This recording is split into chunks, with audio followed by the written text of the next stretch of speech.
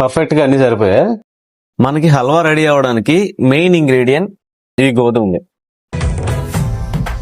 అలా కడుక్కున్న గోధుమల్ని ఎటువంటి మెషినరీ వాడుకుంటా చేత్తో మాత్రమే రుబ్బుతాం. ఎందుకంటే గోధుమ పాలలో ఉన్న అరోమా గానీ క్వాలిటీ గానీ ఎక్కడా మిస్ అవ్వకుండా ఉంటది. కాస్తంత బెల్లం వేసి రుబ్బుకున్న గోధుమ పాలని కడాయిలో వేయాలి. స్వచ్ఛమైన ఆవు నెయ్యి వేసుకోవాలి. తర్వాత మనం కొద్దిగా కాజు వేసుకుందాం.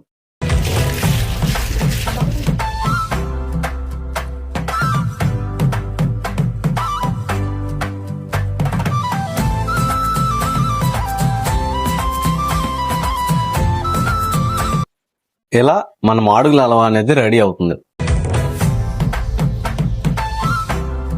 అన్ని పర్ఫెక్ట్ గా సరిపోయా. దీనికోసం ఫర్దర్ డీటెయిల్స్ కావాలన్నా, ఈ హల్వా మీకు కావాలనుకున్నా